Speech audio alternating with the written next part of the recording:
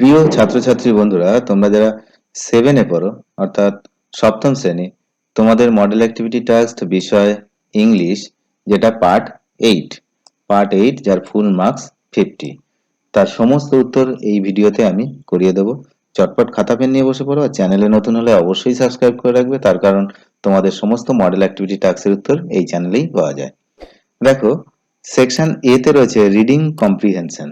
তো রিডিং কম্প্রিহেনশনে কি আছে দেখো, একে read the following passage and answer the question given below. দেখো, এই যে প্যাসেজটা, এটা কিন্তু আগের যে তোমাদের যে মডেল অ্যাক্টিভিটি টাস্ক হয়ে গেছে আর এর আগে, সেখান থেকেই আবার দেওয়া হয়েছে। তাই আমি আর পড়ে শোনাচ্ছি না, আমরা সরাসরি প্রশ্নের উত্তর করতে চলে যাব।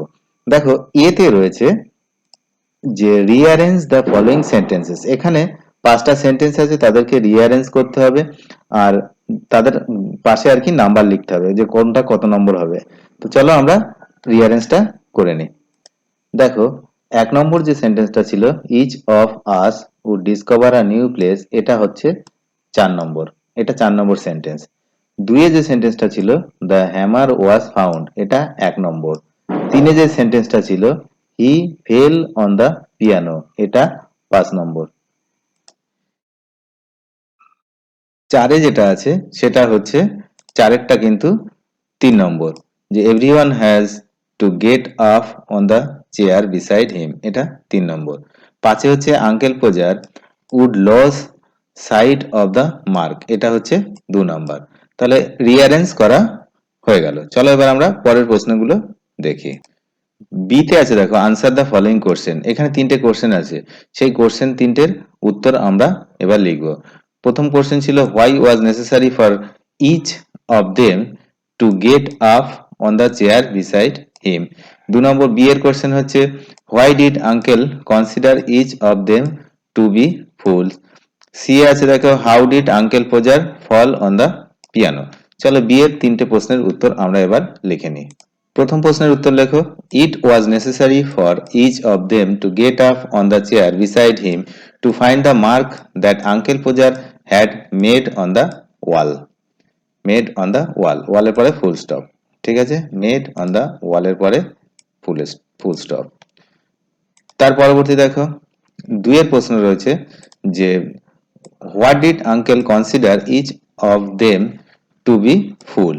উত্তরটা হবে, uncle consider each of them to be fool because they would discover the mark in different places. অন্য অন্য জায়গায় তারা মার্কটা ডিসকভার করেছিল, সেই জন্য। পরবর্তী প্রশ্ন দেখো, সি। সিতে ছিল যে, how did uncle Podger fall on the piano.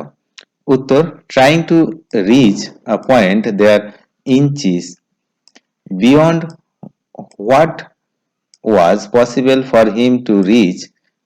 The string slipped and Uncle Pojar fell on the piano. 2-এ দেখো ছিল, read the passage carefully and answer the question that follow. এই প্যাসেজটা আমি পড়ে শোনাচ্ছি না, সবই আগের প্যাসেজ। তো আনসারগুলো সরাসরি করতে চলে যাবো। Answer the following question in complete sentences. How old is the earth, describe the earth before man existed, আর why was there no life on earth. তাহলে এই 3টে প্রশ্নের উত্তর চলো আমরা এবার করে নিই।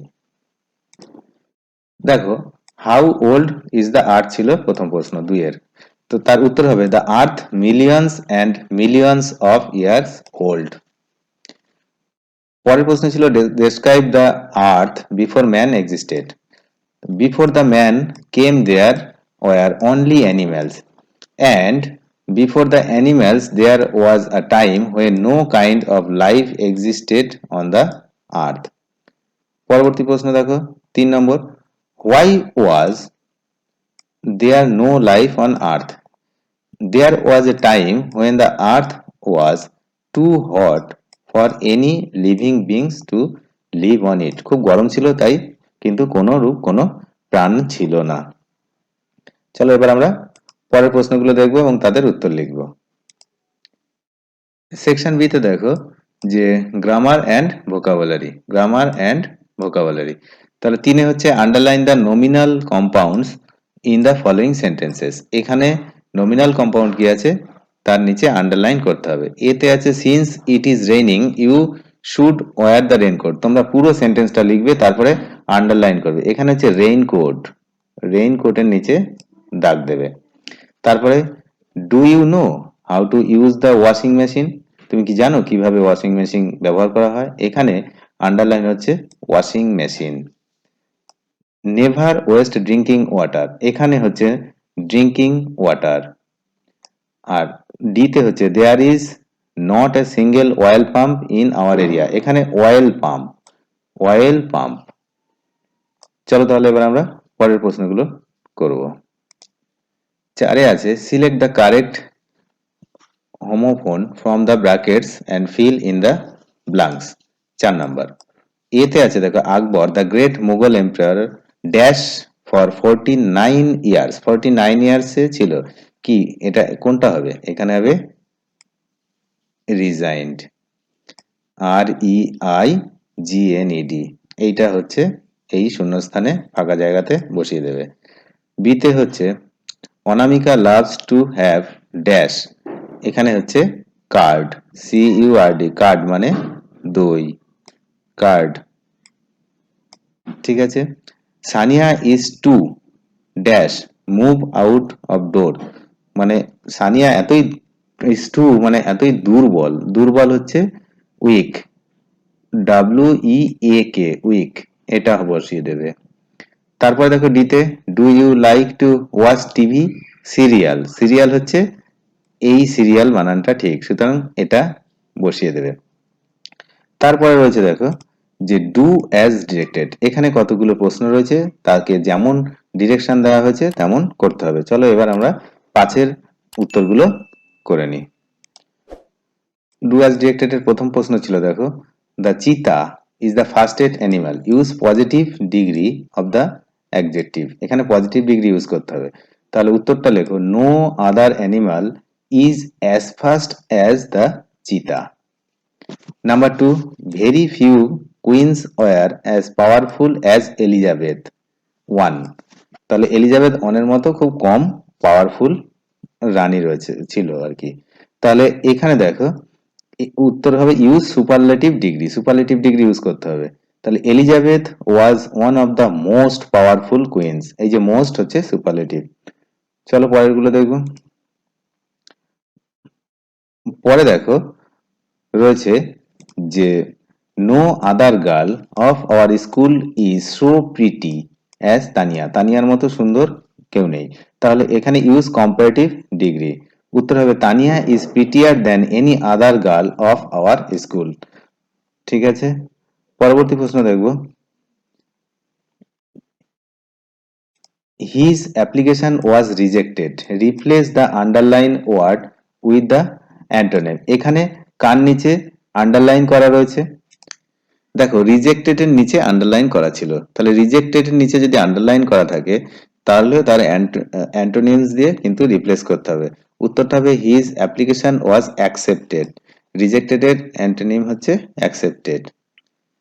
তার পরবর্তী প্রশ্ন দেখো don't it the rotten Apple, পচা আপেল খেও না, তাহলে এখানে বা খাবে না, তাহলে identify the party participle adjective, তাহলে এখানে don't it the rotten Apple, don't it the rotten Apple, এখানে তাহলে রটেন, রটেনের নিচে দাগ হবে, কারণ এটাই হচ্ছে পার্টিসিপাল অ্যাডজেক্টিভ, রটেনের নিচে দাগ হবে।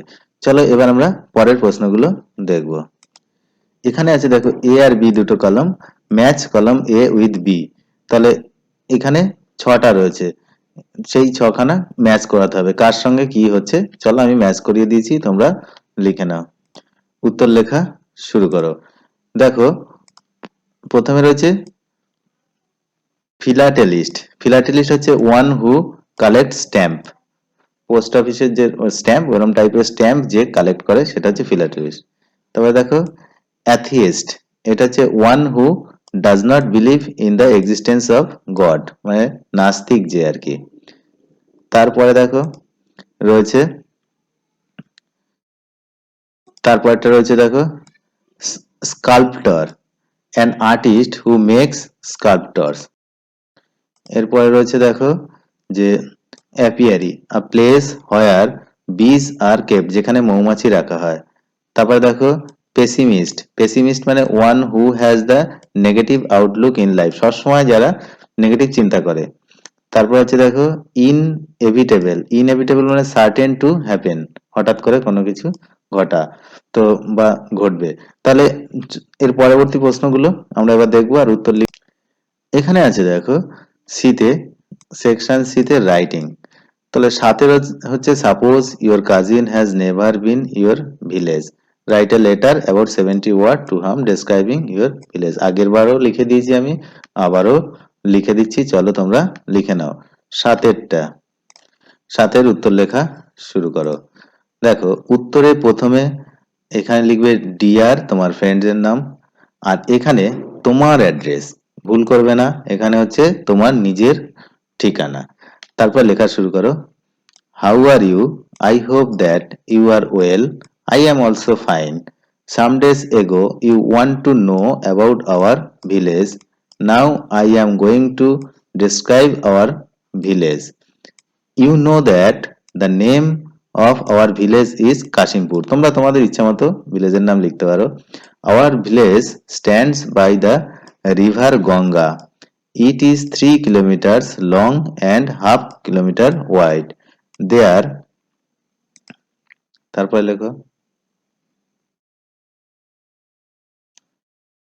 there এর পরে লেখো there are about 5,000 people in our village. Most of the people of our village are farmers.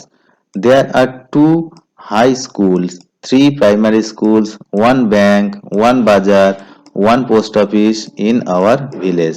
The people of our village are honest and living peacefully. I want you to come to our village as soon as possible. We shall enjoy ourselves together no more today. তারপর পরে নিচে লিখবে দেখো years ever একটা তোমার নাম লিখবে। আর এইখানে কিন্তু খুব important, full address of your cousin, যাকে তুমি চিঠি লিখছো তার পুরো ঠিকানাটা এখানে লিখতে হবে। নাম্বার 8 ছিল write the summary of the passage given. এখানে একটা প্যাসেজ আছে, এই প্যাসেজটা প্রথমে পড়তে হবে, পড়ে তার পুরো একটা সামারি এখানে লিখতে হবে। চলো আমি সামারিটা লিখেছি বা লিখে দিচ্ছি, তোমরা দেখে নাও। দেখো 8 এর উত্তর হচ্ছে, আনসারটা লিখবে the constable came to push the author out with his luggage. Unwilling to go to the other compartment, he went to the waiting room, leaving the luggage at railway authorities' custody. সমস্ত প্রশ্নের উত্তর লেখা হয়ে গেছে। ভিডিওতে এক্ষুনি একটি like করে দাও, আর তুমি যদি চ্যানেলে প্রথম হও অবশ্যই চ্যানেলটিকে সাবস্ক্রাইব করে রাখবে, তার কারণ তোমাদের সমস্ত মডেল অ্যাক্টিভিটি টাস্কের উত্তর এখানেই পাওয়া যায়। ডেসক্রিপশন বক্স চেক করবে, সেখানে তোমাদের অন্য বিষয়ের উত্তরের লিংক দেওয়া থাকবে। ভিডিওটি দেখার জন্য অসংখ্য ধন্যবাদ।